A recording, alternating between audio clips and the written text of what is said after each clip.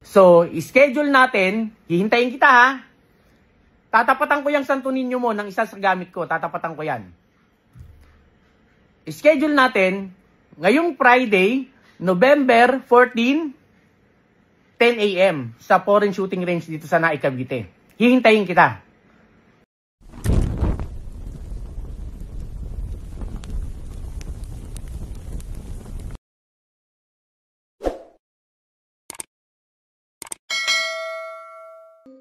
Magandang araw mga ka-horror at welcome back nga po palang muli sa aking channel. Nandito na naman nga pala tayo sa bagong episode ng Balitang Agimat at Anting-Anting.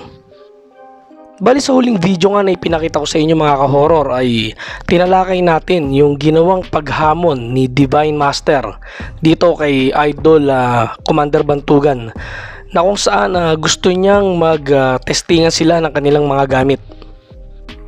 Isang mapagpalang araw sa ating lahat mga kapatid. Yan, Commander Bantugan, Sir Nick Banayo. Hinahamon kita sa isang testingan, tatagan ng gamit o wasakan ng gamit.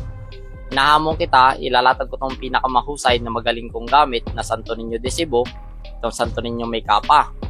Yan, talagang tested na to, subok na subok. Ngayon, ang gusto ko mangyaring laban, kasi naantay din tayo ng followers natin na magkasubukan ng gamit, ilalatag ko to, ilatag mo rin yung magaling mong gamit na Trespicong Luno. Yan, yung magaling yung nagbabackfire yung bala. Yan. Bali dito kaya inilatag ni Divine Master na ang gusto niyang ma-testing na gamit ni Commander Bantugan ay yung medalyong Luno. Na kung saan ito ay mayroong video na nag-backfire yung barrel, kumbaga nasira yung barrel. At ang gagamitin naman ni Divine Master o ang isasalang niya na gamit ay yung Santo Niñong may kapa. Bali ang magiging takbo nga ng testingan ay gamit sa gamit at panudla sa panudla. Pero gaya nga ng nabanggit ko doon sa huling video na in-upload ko dito sa aking YouTube channel, ay agad na sumagot itong si Commander Bantugan sa comment section, at dito nga ay binatikos niya itong si Divine Master dahil meron na pala silang nangyaring hamunan ng testingan noon. At tila hindi nga raw sumipot itong si Divine Master dahil nagdahilan ito, at ang sabi pa rito ay lasing siya. Pero dahil naging mainit yung comment section ng video ni Divine Master, ay naglabas ng video itong si Commander Bantugan, at dito ay pinaliwanag niya kung bakit ayaw niya nang makatestingan itong si Divine Master, at ito nga yung paliwanag niya. Okay, para sa'yo, Divine Master Kuno. Okay ha? So, hindi ibig sabihin na hindi ako pumapatol sa'yo ay duwag na ako. Okay. So, unang-una, bakit di kita pinapatulan? Naalala mo nung nagpa-schedule ka sa akin dati sa Laguna? Sarado ang firing range nun. Sarado. Pero, kinausap namin na kung maaari, magtestingan tayo doon, in-schedule natin yung araw. So, nakiusap ka pa na kung pwede sa Laguna magtestingan. So, sige, pumunta ako. Pagdating nung araw na yon, dahil sa pakiusap namin ng mga tao ko, nabuksan yung shooting range, pinagbigyan dahil sa testingan na hinihiling mo sa akin. So, pumunta kami doon, nagchat-chat ako sa'yo noon, tapos ano nangyari? Hindi ka dumating, hindi ka nag-reply sa akin ng mga araw na yon. Tapos, ang katwiran ay lasing ka. So, ilang beses tayong nag-schedule, ilang beses ka rin na hindi sumipot. Tapos, nitong mga nakaraan, nag-live ka, sinabi mo na hindi uubra ang lahat ng gamit mo, pati yung kabal sa akin, sa panudla ko.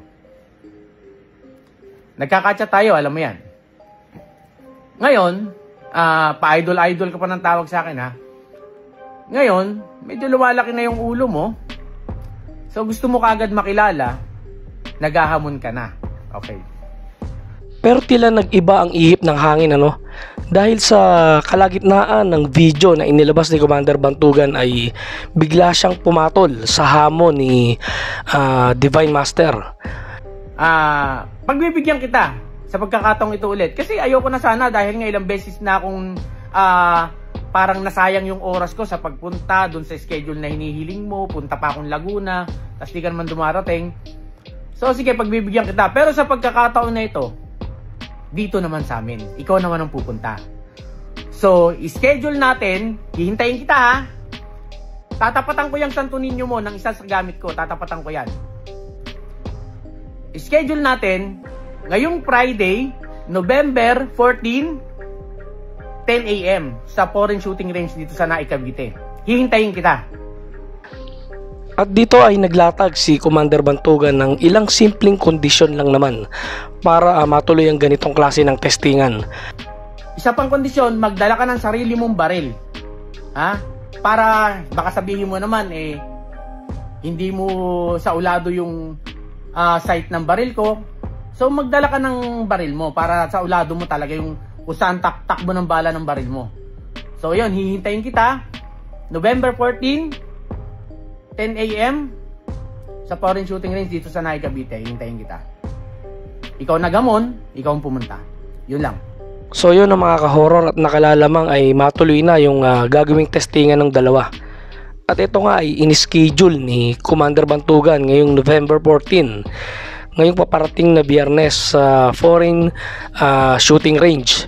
At dito ay sinabi niya rin na para matuloy ito, no, si Divine Master ang kailangan pumunta sa lugar na kung saan itinakda ni Commander Bantugan. At dito nga ay sinabi niya na magdala rin siya ng sarili niyang baril. Kumbaga kanya-kanya sila ng gamit na gagamitin. At yun nga, tatapatan daw ni Commander Bantugan yung Santo Niñong may kapa ni Divine Master. So kaabang-abang yung magiging tagpo na ito, no, mga horror, kapag natuloy ito.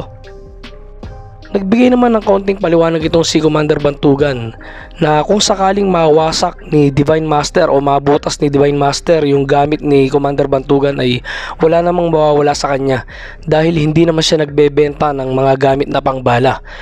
Pero malaki ang epekto kapag ka ang gamit ni Divine Master ang nawasak ni Commander Bantugan, dahil itong si Divine Master ay nagbebenta siya ng mga gamit. So kapag ka nawasak ni Commander Bantugan yung gamit niya ay siguradong mawawala ng tiwala yung mga parokyano ni Divine Master sa kanya. Kasi iniisip ng mga trolls mo, duwag ako sa'yo. Hindi ako naduduwag sa'yo. Diba? Unang-una, wala namang mawawala sa akin kahit ba may mawasak na gamit ako eh. Ano bang mawawala sa akin? Hindi naman ako nagbebenta ng pangbala. Ikaw ang nagbebenta ng mga pangbala ko, no? So pag nawasak ko yan, ewan ko na lang kung anong mangyari sa'yo. So hanggang dito na lang mga ka-horror, ano? Abang-abang tayo kung matutuloy ba yung gagawin nilang testingan ngayong Biyernes, November 14, at siguradong marami ang nakatutok at mag-aabang sa magiging resulta ng kanilang testingan. So hanggang dito na lang mga ka-horror, at samahan nyo akong muli sa mga susunod ko pang mga kwento patungkol sa mga agimat at anting-anting. Maraming salamat po.